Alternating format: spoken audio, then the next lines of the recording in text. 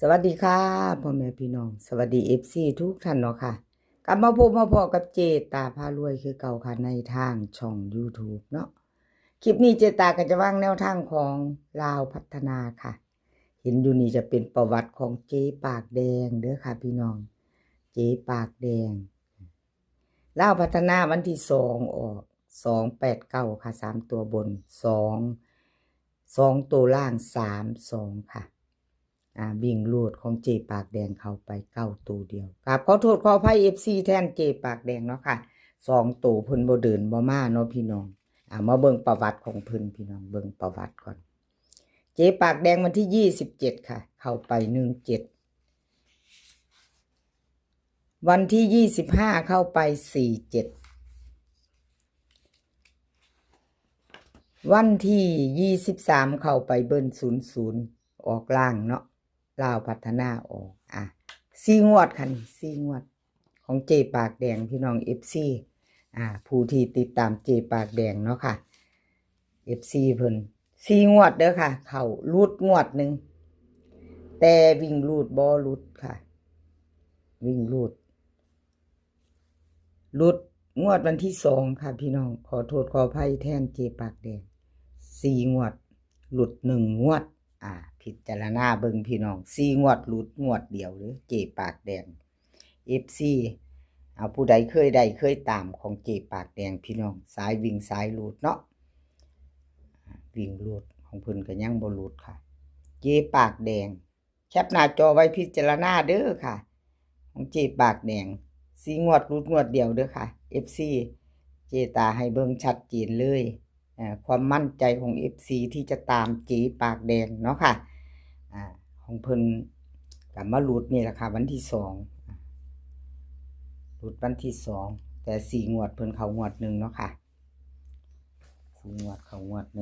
1กับขอบุญขอบคุณเจปากแดงหลายๆเนาะค่ะที่ให้แนวทางมาวางทางช่องของเจตากับขอบพระคุณเป็นอย่างสูงเอามาตามต่อค่ะพี่น้องมาไปใหม่ลาวพัฒนาค่ะเจปากแดงวิ่งรูดเพิ่นให้มาค่ะงวดวันที่4 74ค่ะวิ่งรูด74บ่มีวงกลมเด้อค่ะทอกันเพิ่นบ่ได้วงให้มา2ตัวค่ะ4 หาง74754342เบิ้ล7744ค่ะ3ตัว3 หาง47547442ค่ะวิ่งลูดเพิ่นสายวิ่งสายลูดเจปากแดง7กับ4ค่ะเน้น74กับ42ค่ะเน้น3ตัว474ค่ะFC เจ๊ปากแดงพาจะตามต่อแคปหน้าจอค่ะของเพิ่น4 งวดเข้าไป3 งวดรูดงวดเดียวเด้อค่ะ4 งวดรูดงวดเดียวของเจ๊ปากแดงพิจารณาเบิ่งไปต่อค่ะไปต่อแคปแล้วไปต่อเนาะล็อกเลขล็อกหนองบัวค่ะเลขล็อกหนองบัวค่ะพี่น้องกราบขอโทษขออภัย2ตัวบ่เดินเด้อค่ะวันที่2ที่ผ่านมา FC เลขล็อกหนองบัวลาวพัฒนาออก289ค่ะ3ตัวบน32ล่างของเพิ่นเข้าไป9ตัวนึงเนาะค่ะเข้าไปบน9บนตัวเดียววิ่งหลุดของเพิ่นบ่ทันหลุดเด้อค่ะพี่น้อง3 งวดให้เบิ่งหลุด3 งวดติดค่ะขอโทษขออภัยเลขล็อกหนองบัว FC ทุกท่านเจตาเป็นกำลังใจให้คือเก่าล่ะค่ะกราบขอบุญขอบคุณเลขล็อกหนองบัวที่ให้แนวทางมาวางทางช่องของเจตาด้วยดีเสมอมาเนาะค่ะเป็นกำลังใจให้กันและกันเหมือนเดิมค่ะ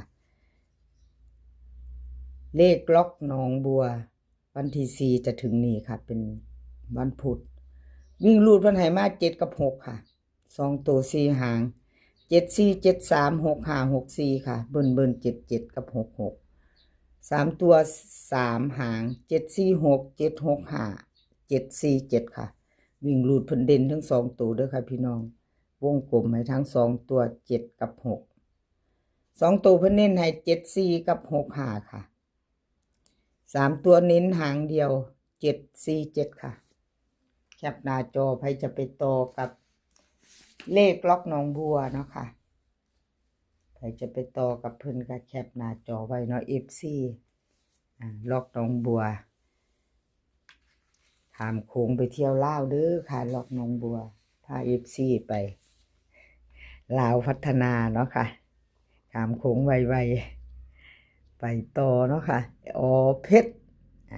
แนวทางของอเพชรค่ะวันที่2ที่ผ่านมาลาวพัฒนาออก289 3ตัวบน32ล่างของอเพชรเข้าไป9ตัวเดียวพี่น้อง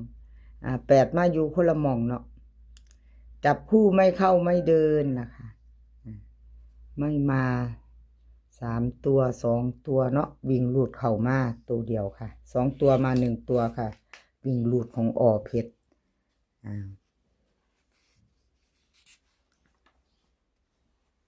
เขาตะวิ่งหลุด3งวดพี่น้อง3งวดวิ่งหลุดเข้ามาตัวหนึ่งอเพชรกับขอโทษขออภัย FC เนาะค่ะจับคู่เพิ่นบ่เดินบ่เข้าเนาะครับ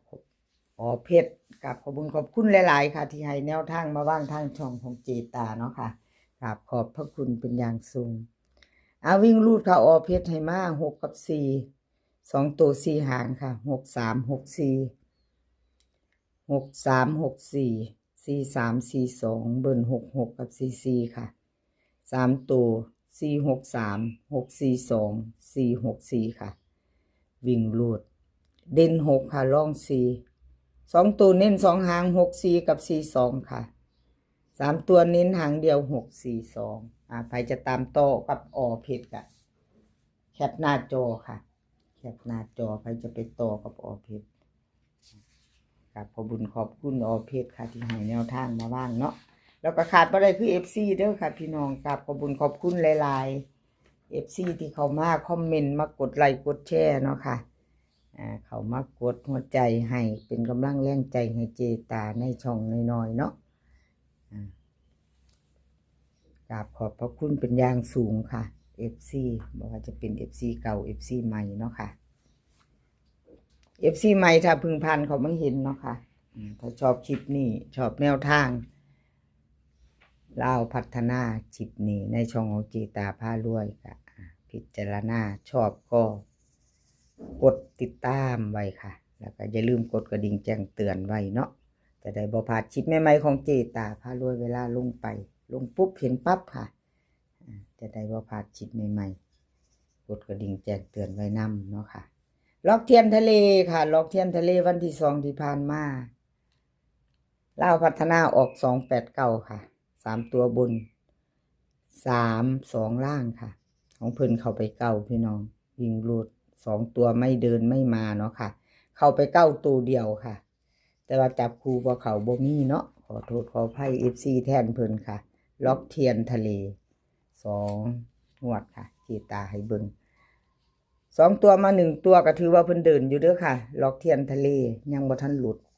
วิ่งหลุดเพิ่นก็เข้ามาทั้ง2งวดอยู่ค่ะ2ตัวมา1ตัวเนาะล็อกเทียนทะเลลาวพัฒนาค่ะวันที่4แนวทางใหม่ของเพิ่นวิ่งลูดเพิ่นให้มา4กับ3ค่ะ2ตัว4หาง4 3 4 2 3 6 3 7เบิ้ล4กับ33ค่ะ3ตัว3หาง3 4 2 3 7 3 4 3 6ค่ะวิ่งลูดเพิ่นเด่นทอกันเด้อค่ะ4กับ3 2ตัวค่ะ4 3กับ3 7เพิ่นเน้นให้2หางเนาะค่ะ3ตัวเน้น3 7 3ค่ะ3ตัวของล็อกเทียนทะเลค่ะกับขอบคุณล็อกเทียนทะเลที่ให้แนวทางมาว่างทางช่องของเจตาเนาะค่ะกับขอบพระคุณเป็นอย่างสูงคลิปนี้ขอให้พี่น้องโชคดีเด้อค่ะโชคดีกับลาวพัฒนาวันพุธ2 ทุ่มครึ่งโชคดีกันทุกคนมื้อนี้ก็ขอให้มีความสุขค่ะสุขภาพก็ขอให้ร่างกายแข็งแรงกันทุกคนเนาะสุขภาพย่อมมาก่อนเสมอค่ะสุขภาพย่อมมาก่อนเสมอเดินทางไปไสก็ขอให้ปลอดภัยเดินทางไปขอให้มีโชคกลับมาขอให้มีชัยค่ะคลิปหน้าพอกันใหม่ขอบพระคุณหลายๆ คลิปนี้ก็สวัสดีค่ะ